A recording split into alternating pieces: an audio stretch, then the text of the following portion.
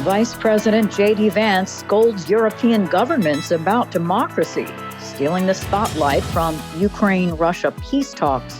The threat that I worry the most about vis-a-vis Europe is not Russia, it's not China, it's not any other external actor. And what I worry about is the threat from within, the retreat of Europe from some of its most fundamental values, values shared with the United States of America. The U.S. tells NATO to increase spending and take on more of its own defense. The president has said 2% is not enough, and we're going to argue that up to 5% is the necessary investment. Analysis on the new administration's changes to U.S. foreign policy strategy. But you're seeing at the beginning of what I would call not the United States as European power, but the United States simply as another power in Europe. Join us now on the Voice of America's Issues in the News.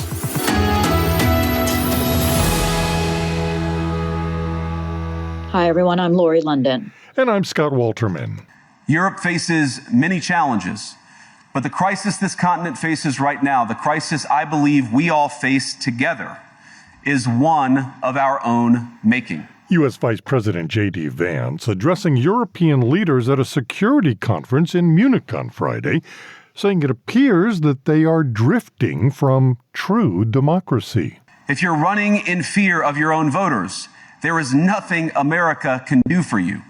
Nor, for that matter, is there anything that you can do for the American people who elected me and elected President Trump. You need democratic mandates to accomplish anything of value in the coming years. Have we learned nothing that thin mandates produce unstable results?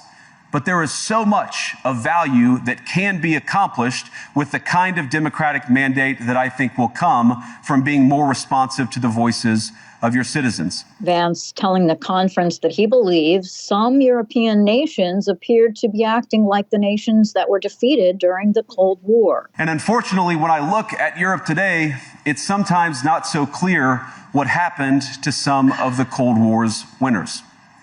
I look to Brussels, where EU commissars warn citizens that they intend to shut down social media during times of civil unrest the moment they spot what they've judged to be, quote, hateful content.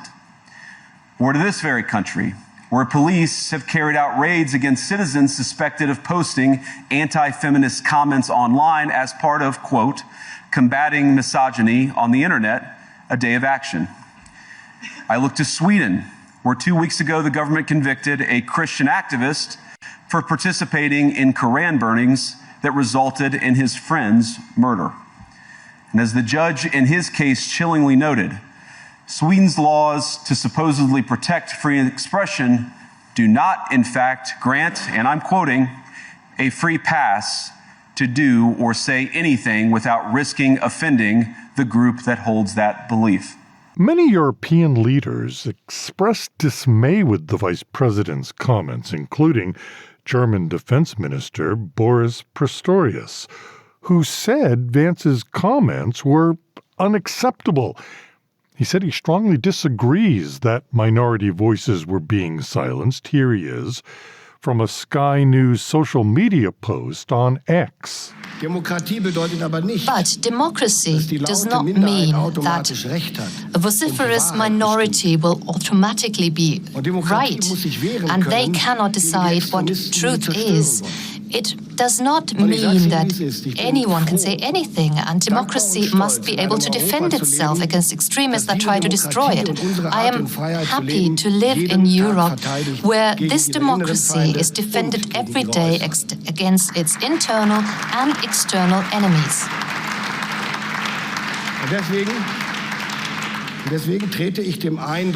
And therefore, I would like to explicitly contradict and oppose the impression that Vice President Vance suggested here, that our democracies oppress and silence minorities. We not only know against whom we defend our countries, but also what we defend it for. It's for democracy, for freedom of opinion, for the rule of law, and the dignity of each and every one, ladies and gentlemen. The German president made even stronger comments saying, quote, "What is certain is that the new American administration has a different worldview to ours, one that has no regard for established rules, established partnerships, and trust," end quote. Let's get some analysis on the conference developments. Joining us now is Daniel S. Hamilton, non-resident senior fellow at the Brookings Institution and senior fellow at the Foreign Policy Institute of Johns Hopkins University. Thanks so much for taking the time to talk to us. We appreciate it. Let's just start with your overall reaction, thoughts on Vice President Vance's speech. Well, I think he missed an opportunity to speak to the Europeans concerned about European security. It's the Munich Security Conference. His point, though, was to say, as he did, that he thought the main security threat to Europe was, as he said, from within, not from without. And he pointed to episodes to bolster his case that there's a retreat in Europe, he said, from free expression, free speech, that some political parties that are seen on the periphery are, blocked from full participation in the political process.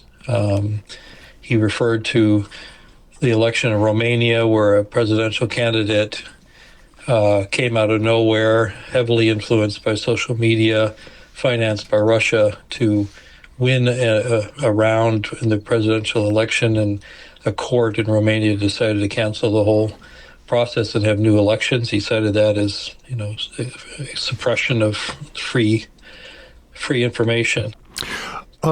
It seems to me like there's a changing dynamic here, like we're sort of distancing ourselves from Europe and offering a branch to Russia and changing the dynamic of a very long relationship. I think you're right. My quick way of saying it is that for 80 years, the United States was a European power, meaning we were integrally involved with all of the elements that brought the continent security, prosperity, defended against the Soviet Union. Our troops anchored European defense. Our companies were heavily engaged. Our politicians and diplomats were part of all the intricate compromises, and coalitions the Europeans themselves constructed. We were a source of reassurance for the Europeans, not only about the Soviet Union or Russia, but about each other. It was the Europeans who got us into 2 world wars when they couldn't get along. And I think a secondary thing which people don't say in polite company, we reassured the Europeans about Germany, and we reassured the Germans about themselves after two world wars, and then, of course, German unification, which many were concerned about. But the U.S. said, these are all good things, we'll stick by you. And I believe starting not with the Trump administration, but before that, frankly, there was a sort of a sense in the United States that those kinds of instinctual interests in Europe, that Europe was the center of global order, that an unstable Europe, had ripple effects all around the world, that Europe was not only important, but it was urgent, seemed to fade away. And now what you're seeing at the beginning of what I would call not the United States as a European power, but the United States simply as another power in Europe. And the U.S. as a power in Europe, not a European power, will operate according to a different playbook. It's not necessarily involved in, all the compromises and coalitions the Europeans want to create. It could be as much a source of anxiety for Europe as a source of reassurance. It can play spoiler, not just stakeholder, when it sees it an advantage to do so. It can play the Europeans off against each other rather than to work with the European Union, because it's so easy to do sometimes. And that's a very different United States than the one that the Europeans and generations of Americans have become accustomed to. There are people that believe that the world is changing. Europe is, for lack of a better word, withering its economy. 3 decades ago, the European Union's GDP was about 70% of the United States. Today, it's about 50%. there's a concept that the world is becoming more transactional, less dependent on these kind of alliances, something that Trump senses. And do you think he's gambling on the future lies with Russia and China and not Europe so much?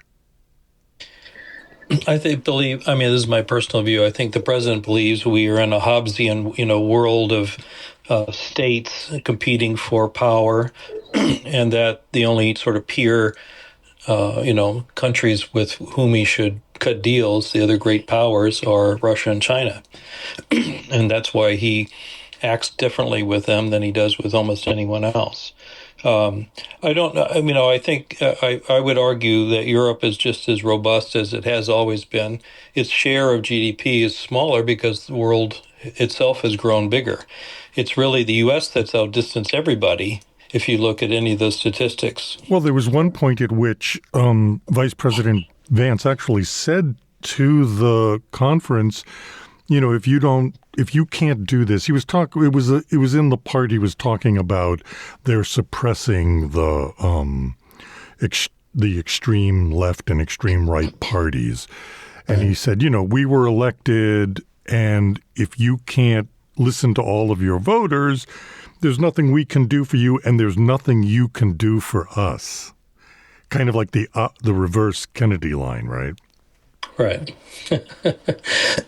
Well, these are rhetorical flourishes. I don't know quite what that would mean.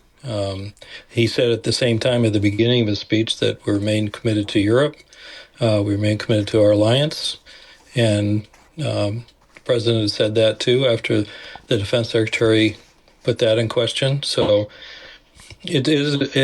There are a lot of mixed messages going on. Let's say that charitably. Sounds like European leaders are concerned that the Trump administration is sort of trying to change the narrative and the legitimacy of the Russian president. Well, I think he did that this week. He said that Putin had a legitimate reason for invading Ukraine. He has said in the past he didn't think people in Crimea are basically Russian anyway, even though they're not. So, he's done that. He said Russia should come into the G8 again, even though Putin is an indicted war criminal. And if he sets foot out of Russia, most countries are obliged to arrest him. So, he did give huge legitimacy to Vladimir Putin.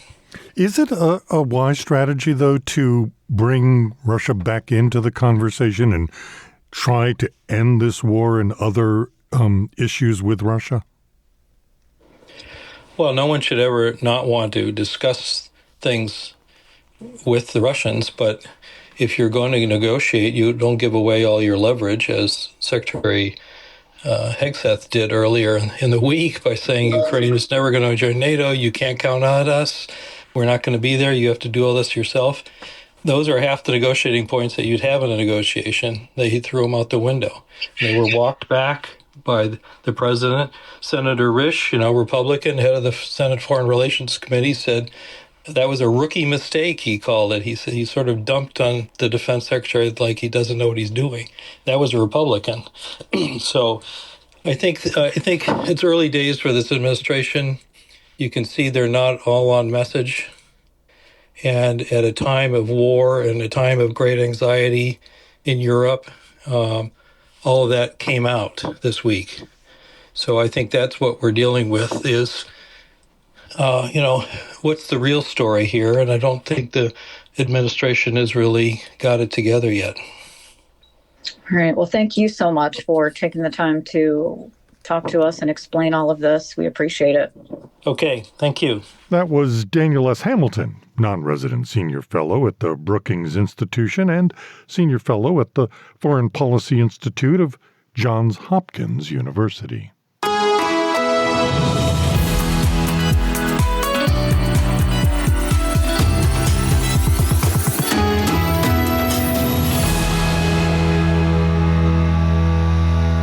You're listening to Issues in the News.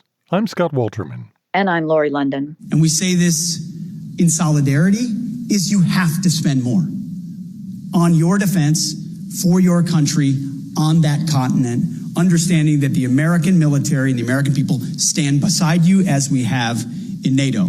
Tough love to NATO from U.S. Defense Secretary Pete Hegseth on Thursday. We are very much committed to the NATO alliance and to our allies, but without burden sharing, without creating the right set of incentives for European countries to invest, then we would be forced to attempt to be everywhere for everybody all the time, which in a world of fiscal restraints is, again, to get back to that word reality, just not reality. Hegseth said European countries need to start spending 5% of their GDP on defense, up from the current 2% mandate. NATO Secretary General Mark Rutte said he agreed that NATO must do more. We have to ramp up defense spending because we know we cannot protect ourselves 4 or 5 years from now if we don't. And also we need to ramp up defense spending because it is clear that the US rightly requires us to do more here on the European side and the Canadian side of NATO. It's only fair, it's only sensible. And British Defense Secretary John Healey also agreed. We heard his call for European nations to step up. We are and we will. Let's get some help understanding these new U.S. policies and relations with the alliance. Joining us now is Jennifer Kavanagh, Director of Military Analysis at Defense Priorities. So thank you so much for being able to join us and talk about this. Thank you for having me. So let's talk big picture. What are the big takeaways from Secretary Hegseth's first visit to NATO? Well, I think he made 3 main points. The first 2 are about Ukraine, and the third one was a broader point about the U.S. role in NATO. So on Ukraine, I think he said 2 important things. The first was that the United States does not see a return to Ukraine's pre-2014 borders as an achievable objective of the current war, which I think is really just an admission of the reality and something that President Zelenskyy has himself said. Second, he said that Ukraine's NATO membership would also likely not be part of a war settlement. He's since walked that back a little bit to say that everything is still on the table, so there's a little bit of ambiguity there, but I think that also is really an admission of reality. There are a number of NATO members who have pushed back hard on bringing Ukraine into NATO right now. Maybe down the line it's something to consider.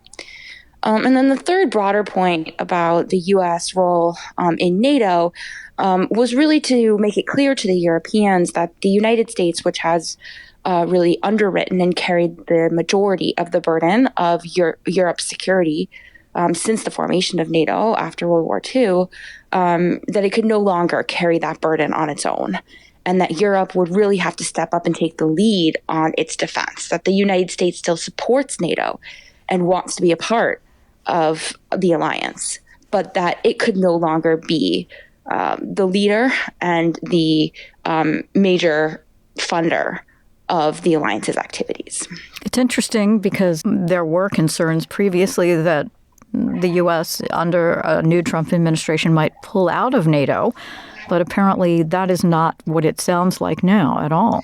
At least not at this moment. I think the hope of many in the Trump administration is that by being very clear about the European responsibility, that will force or encourage Europe to actually step up, and that the United States will be able to remain in NATO without carrying so much of the burden, and that would forestall any sort of larger divorce. I think whether or not that works is an open question. President Trump is certainly not the first president to come into office hoping to shift burdens onto the Europeans. The problem is that while that talk sounds great, when Europe doesn't step up and there's a crisis, the U.S. rushes in to save the day. And so there hasn't really been a credible signal that the U.S. is serious about asking Europe to step up more. Now, Hegseth's language yesterday was very different and much more brusque and straightforward than past secretaries of defense have been. So maybe that prompts a change. But it could require more significant moves, such as changes in U.S. force posture in Europe to get to force that change. So I think the long-term question about the U.S. role in NATO is still a little bit of an open question, but certainly right now, the administration is signaling we're not anti-European, we're not anti-NATO, but we need Europe to step up. We're disappointed in the progress we've seen so far. Hegseth gave them a target of 5% of GNP to turn towards military spending.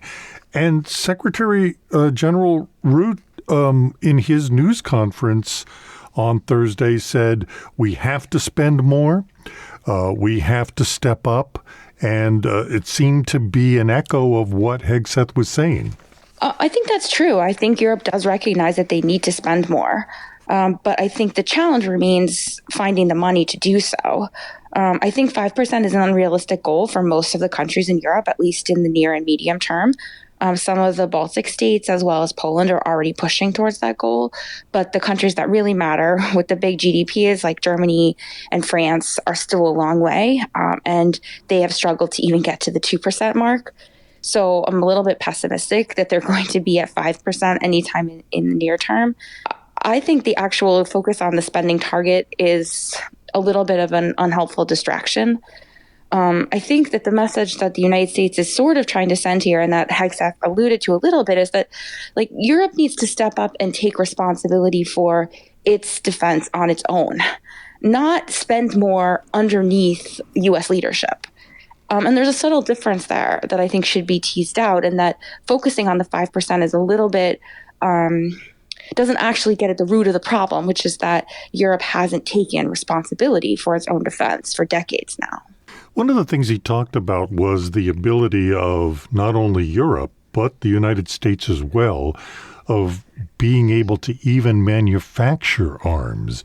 And he said, the Ukraine situation just showed how vulnerable both Europe and the United States was when it came to cranking out shells. And even beyond that, he said, when allies order jet fighters, the delivery date is 7 years out, and that needs to be 3 years out. Well, the Ukraine war, I think, definitely called attention to some of the shortcomings in our defense industrial base, both the United States and the broader NATO alliance. I don't think they were unknown to people who were following it closely, but they definitely pulled out a lot of the challenges and the bottlenecks, made those much more visible. It also underscored the fact that modern war is very costly and requires a lot of stuff. It not only requires advanced fighter jets, but also just millions of rounds of ammunition. And there has to be a balance between the mass and the high-tech stuff. And our defense industrial base just isn't set up for fighting a war in that way because we haven't had to do it in so long. And so I think Hegseth is right, that we do need to have investment in defense industrial base. It should be smart investment, so that we're investing in the types of capabilities that we actually think we're going to need to fight a war, and a balance, again, between the mass and the high tech. But Europe is even in a worse situation because they tend to get most of their defense equipment from the United States. And so that's another thing that I think has to change, is that Europe really needs to build up its own industrial base so that it can manufacture and be a little bit more self-sufficient in the defense space. Now, it's a little bit controversial in some parts of the United States, especially in Congress and among defense contractors, because that would mean less business for U.S. firms. But if the goal here is to get Europe to be able to do more on its own without relying on the U.S. for everything, then that's also a necessary step, is that Europe develops a more robust, capable, and independent defense industrial base. So what about expansion of NATO in general? Is that at all beneficial to the U.S. or is it detrimental? I mean, that's a controversial question. My view is that continued expansion of NATO is a bad idea for the United States for a couple of reasons. The first is that continued expansion of NATO only expands the U.S. security burdens. Even if Europe steps up, if NATO gets bigger and that Article 5 guarantee extends to more countries, that's more risk the U.S. would get pulled into a war. There would be a lot of political pressure to send U.S. forces where a NATO ally attacked. That was Jennifer Kavanagh, Director of Military Analysis at Defense Priorities. This has been VOA's Issues in the News. For more news throughout the week, listen to our daily podcast, The Issue, available at voanews.com or wherever you get your podcasts from. In Washington, I'm Scott Walterman. And I'm Lori London.